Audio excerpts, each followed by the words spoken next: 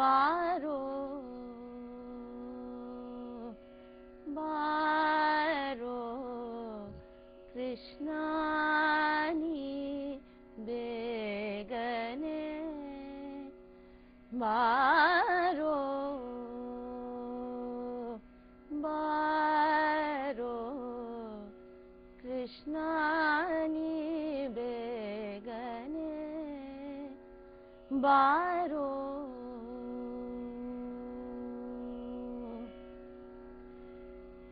This absolutely beautiful padam in the Carnatic rag Yamuna Kalyani, a padam by Vyasatirthar, was absolutely beautifully portrayed by an iconic dancer, to which a critic, a dance critic, had written that when she performed to this padam, the dancer was forgotten. All that remained in front of us was Bharatanatyam in its pure form. We are delighted today to have with us Douglas M. Knight Jr., who is the author of a beautiful book called Bala Saraswati, Her Art and Life. You know, this is not the first biography of Balamma. What an iconic figure that she was. Was it a challenge for you to take on? Of course, yes. Tell us why. There are many reasons. The first was that I had a long distance to go from how I understood the world and my background and my sensibilities to feeling that I had captured something that I knew was so important in another cultural setting, and another artistic setting. Of course, when I began to learn about Indian music, I hadn't imagined taking something like this on, and this project kind of sneaked up on me. You say that the background that you come from made it perhaps a little more challenging, or even, you know, you might have been a little more reticent to take it on because of Yes. this background. What is this background? I'm really curious because I know that you're a mridangam player as well. I had always been interested in music, so I took the standard array of first piano lessons, and then when I was maybe 8, I began to learn Western percussion. And always imagined myself a drummer. And as I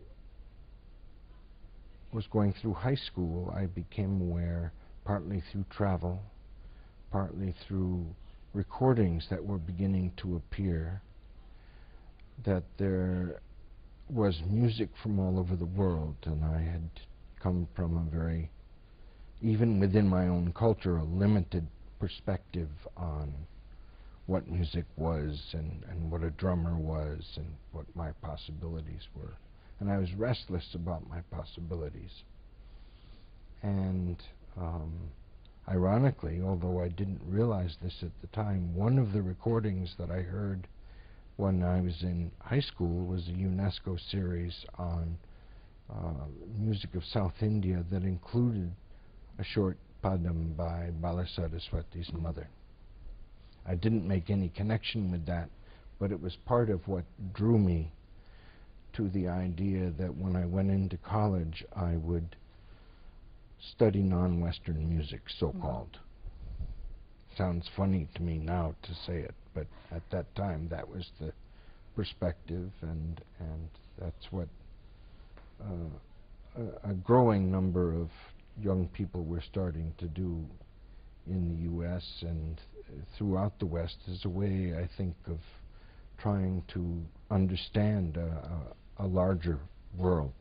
If we were going to fight wars, we might as well understand a little bit more about where we're all. There is something about Indian music which is all heart, is it? Well, it certainly was for me. When I started to learn, I learned several different practices. And in learning mridangam and about Carnatic music, I was bored during concerts. And the man that I was learning from, he would always ask me, please, you come sit in the front, which I would, dutifully. And then, not considering the offense I was creating, when I had had enough, I would get up and leave. And these were singers like K.V. Narayan Swami and Ramnath Krishnan, and this wasn't... the heavyweights. Yes, I wasn't walking out on, junior musicians. And he asked me, why are you walking out? And I said, because I'm restless, I'm bored. And then I realized that the problem was that I'd never asked him, do you think I could really learn to play this? Because I was learning in a vacuum. I didn't understand why I was doing this. To learn a little bit of it didn't interest me. So he said, no one has ever asked me that. Give me a week. So I did. This is in my first year of study. And after a week, as he said, yes, he said, it will take a long, long time and a lot of work, but I don't see any reason why it isn't possible. So I said, right now I can't think of, it's a very innocent remark to make, but I said I can't think of anything better to do, so let's try. So I continued with him for 10 years. And during that time, got to know other members of his family, including Bala Saraswati and his brother T. Vishwanathan, both of whom... So you should tell us who this guru was. You haven't mentioned oh, my goodness. It was T. Ranganathan. I think I can guess. T. Yes, Ranganathan, it was T. Ranganathan, but shame on me for not naming him. We take these things very seriously in India. Yes, well, and one should everywhere. Absolutely. But he, I think, lies deep enough in my heart that sometimes This is a very, very specific culture that you're looking at, Carnatic music or Bharatanatyam, or even if you're looking at the North Indian musical traditions. It's, of course, there is a whole sort of a social history to it, but with the cultural aspects of it, the performative aspects of it, there's a lot to do with the cultural baggage, the way we learn, the way we practice, the fact that you are not sort of technically, let's say, a part of this very tradition or this culture. Did that come in your way of, writing about this tradition? Well, it had not come in the way of learning. I almost immediately accepted and needed, I realized, the kind of adoption that I got from Ranganathan. After I said, I will commit myself to this, I began to live pretty much in his home. I ate there, I did tasks for him, I had classes when he felt like teaching. And so, without realizing it, I was becoming more, I was learning another way of thinking. And much less compartmentalized. He would suddenly say, oh, listen to this, I just had this idea, or I would watch him thinking about something. I would listen to him practice. And so I was very attracted to and moved into that aspect of what was happening, and in the process, gradually I found myself in the midst of a family. As far as Balama is concerned, her coaching was very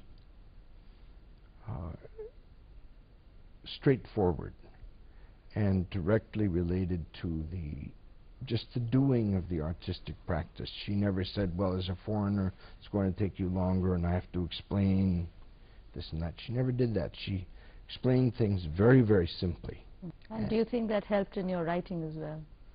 Of course, I worked at this for a number of years, and one of the things that I haven't looked at earlier versions of the book, but I had to gradually remove that struggle in my self-consciousness from the story.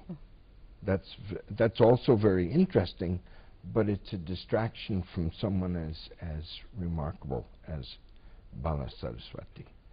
My reaction to her needn't be part of this story. Perhaps the performer and the person were same. They weren't two different people. Oh, that's very true. But it's a subtle statement, because when you're performing, of course, you don't see all of what's there, because you're focusing on your art, and so you don't see internal. When she was nervous, which is amazing to think that she was. Right. But I would know, at least I would know some of the time when she was, and that informed me about who she was. And I knew off stage that she was very, very simple, but also very challenging. She was, to say she was brilliant is by a long shot an understatement. I'm also very fascinated with her love, with her absolute, madness for Abhinaya. How much of that has to do with this passion for Abhinaya, or the fact that she was an actor, or the simplicity with which she said things, but how deeply she thought about it? All of what you just said is true. Which I think you've actually beautifully elucidated in your book as well. Thank you. But you also just characterized it perfectly, that she brought that deceptive simplicity. It came with her. She didn't, when she got on stage, she didn't become one thing and then go off stage and merge into something else. She was the same. Mm-hmm. And of course, music transformed her. And I think that she would say, I'm just guessing, that the real ferocity and passion of her Abhinayam was because of the music. She came from a great, of course, heritage of music, and she described at her, it always struck me as such a wonderful statement. She was at her, not her Arangetram, but when she first performed, when she was 7 in Kanchipuram. I see. She'd never had a rehearsal. She said every day was the same. But that day, Kandapa Pillai had said, I want you to perform at this festival.